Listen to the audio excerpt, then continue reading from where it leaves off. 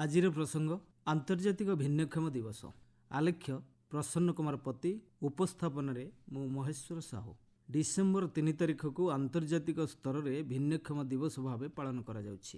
ଆନ୍ତର୍ଜାତିକ ଭିନ୍ନକ୍ଷମ ଦିବସଟି ଆନ୍ତର୍ଜାତିକ ସ୍ତରରେ 1992 ମସିହାରୁ ପାଳନ ହୋଇଆସୁଛି। ମିଳିତ ଜାତିସଂଘ ପକ୍ଷରୁ ଏ ଦିବସ ପାଳନ ପାଇଁ ନିଷ୍ପତ୍ତି ନିଆଯିବା ସହିତ ଏହାର ତାତ୍ପର୍ଯ୍ୟକୁ ଅଧିକ ଗତିଶୀଳ କରାଯାଇଛି। ଏହାର ଲକ୍ଷ୍ୟ ଏବଂ ଉଦ୍ଦେଶ୍ୟ ହେଲା ଭିନ୍ନକ୍ଷମ ସାମ୍ନା କରୁଥିବା ସମସ୍ୟାକୁ ବୁଝିବା, ସାର୍ବଜନୀନ କରିବା ଏବଂ ସେମାନଙ୍କୁ ସ୍ୱାଭିମାନର ସହ ବଞ୍ଚିବାର ଅଧିକାରକୁ ସମ୍ମାନ ଦେବା।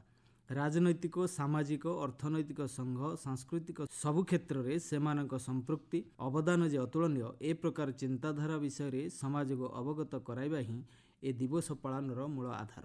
2007 ମସିହା ପର୍ଯ୍ୟନ୍ତ ଏହି ଦିବସଟିକୁ ଆନ୍ତର୍ଜାତିକ ଅକ୍ଷମ ଦିବସ ଭାବେ ପାଳନ କରାଯାଇଥିଲା। ପରେ ଏହାର ପରିବର୍ତ୍ତନ କରାଯିବା ସହିତ ପ୍ରତିବର୍ଷ ଏହି ଦିବସରେ ଏକ ସ୍ୱତନ୍ତ୍ର ପ୍ରସଙ୍ଗକୁ ଗୁରୁତ୍ୱ ଦିଆଯାଇଥିଲା। 2024 ପାଇଁ ଆନ୍ତର୍ଜାତିକ ଭିନ୍ନକ୍ଷମ ଦିବସର ବିଷୟବସ୍ତୁ ରହିଛି ସ୍ଥାୟୀ ତଥା ଏକ ପୋଷଣୀୟ ଭବିଷ୍ୟତ ପାଇଁ ଭିନ୍ନକ୍ଷମଙ୍କ ଭିତରେ ନେତୃତ୍ୱ ନେବାର ସାମର୍ଥ୍ୟ ସୃଷ୍ଟି କରିବା। ବିଶ୍ୱ ଭିନ୍ନକ୍ଷମ ଅଧିକାର ଆନ୍ଦୋଳନର ସ୍ଲୋଗାନ ହେଲା ଆମ ବିନା ଆମ ବିଷୟରେ କିଛି ନାହିଁ।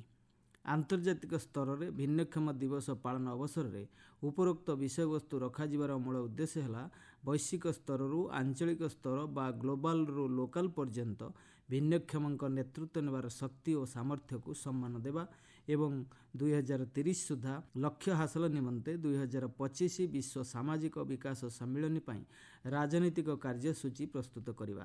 ସମାଜର ସବୁ ସ୍ତରରେ ଭିନ୍ନକ୍ଷମଙ୍କ ନେତୃତ୍ୱ ବିକାଶ, ନୀତି ନିର୍ଦ୍ଧାରଣରେ ସେମାନଙ୍କ ସମ୍ପୃକ୍ତି, ସେମାନେ ଅକ୍ଷମ ନୁହନ୍ତି ବୋଲି ସଚେତନତା ସୃଷ୍ଟି ଏବଂ ଭିନ୍ନକ୍ଷମଙ୍କ ସଫଳତାକୁ ଉତ୍ସାହର ସହ ପାଳନ କରିବା ହେଉଛି ଭିନ୍ନକ୍ଷମ ଦିବସ ପାଳନ ପଛରେ ଅସଲ ଉଦ୍ଦେଶ୍ୟ।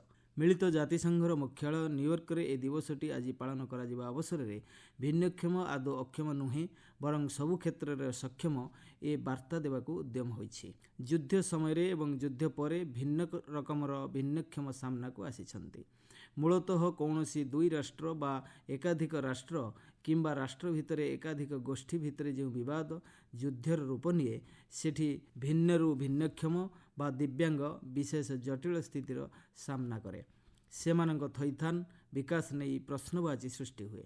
ସେହିପରି ଯୁଦ୍ଧ ପ୍ରଭାବରେ ବି ଅନେକ ସକ୍ଷମ ଭିନ୍ନକ୍ଷମ ପାଲଟି ଯାଆନ୍ତି, ଯେଉଁମାନଙ୍କ ଭବିଷ୍ୟତ ସାମାଜିକ ନିରାପତ୍ତା ପ୍ରଶ୍ନ ଘେରରେ ରହିଥାଏ। ତେବେ ମିଳିତ ଜାତିସଂଘର ବିଶ୍ୱସ୍ତରୀୟ ଅଭିଯାନରେ ଯେଉଁ ବାର୍ତ୍ତା ଅଛି, ସେଥିରେ କୁହାଯାଇଛି ଏକ ଦୃଢ଼ ଇଚ୍ଛାଶକ୍ତିକୁ କେହି ଅଟକାଇ ପାରିବେ ନାହିଁ। 2019ରେ ମିଳିତ ଜାତିସଂଘ ନିରାପତ୍ତା ପରିଷଦ ସଂକଳ୍ପ ଗ୍ରହଣ କରିଥିଲା, ଯେଉଁଥିରେ ଯୁଦ୍ଧ ବା ବିବାଦ ପରିସ୍ଥିତିରେ ଭିନ୍ନକ୍ଷମଙ୍କୁ ସୁରକ୍ଷା, ନ୍ୟାୟ ପ୍ରଦାନ, ସେବା ଓ ମାନବୀୟ ସହାୟତା ପ୍ରଦାନ ବିଷୟରେ ଗୁରୁତ୍ୱ ଦିଆଯାଇଛି। ଏସବୁ ପଦକ୍ଷେପ ସତ୍ତ୍ୱେ ଏବେ ବି ଭିନ୍ନକ୍ଷମ ବିଶ୍ୱ ବିକାଶ ସୂଚକାଙ୍କର ଢେର ପଛରେ। ନିରନ୍ତର ବିକାଶ ଲକ୍ଷ୍ୟ ପୂରଣ କ୍ଷେତ୍ରରେ ସେମାନଙ୍କ ବିକାଶ ଗ୍ରହଣୀୟ ନୁହେଁ। ବିଶେଷ କରି କୋଭିଡ-19 ସମୟରେ ଏ ପ୍ରକାର ଅସମାନତା ବେଶୀ ଦୃଷ୍ଟିଗୋଚର ହୋଇଆସୁଥିଲା।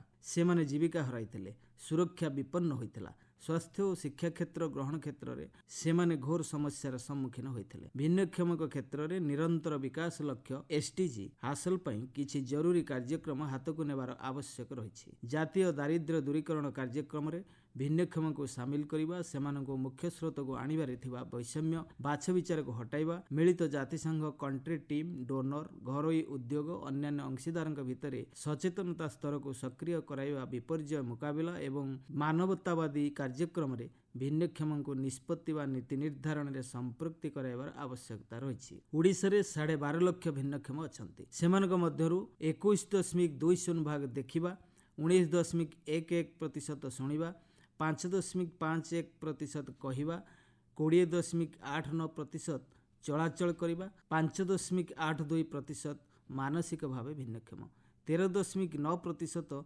ଯେକୌଣସି ବର୍ଗରେ ଏବଂ 10.14% ବହୁବିଧ ପର୍ଯ୍ୟାୟରେ ଭିନ୍ନକ୍ଷମ ଅଛନ୍ତି। ତେବେ ଆମ ପାଇଁ ବଡ଼ ଆହ୍ୱାନ ହେଲା ସର୍ବାଧିକ ଭିନ୍ନକ୍ଷମ ହେଉଛନ୍ତି 10ରୁ 19 ବର୍ଷ ବୟସ ମଧ୍ୟରେ ଥିବା କିଶୋର ବା କିଶୋରୀ, ଯେଉଁମାନଙ୍କ ଅନୁପାତ 15%ରୁ ଅଧିକ।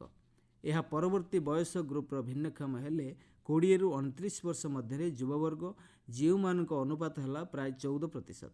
ଏହି କିଶୋର ଏବଂ ଯୁବବର୍ଗଙ୍କୁ ସାମାଜିକ ସ୍ରୋତରେ ସାମିଲ କରିବା ସହ ସକ୍ଷମ କରାଇବା ବଡ଼ ଆହ୍ୱାନ।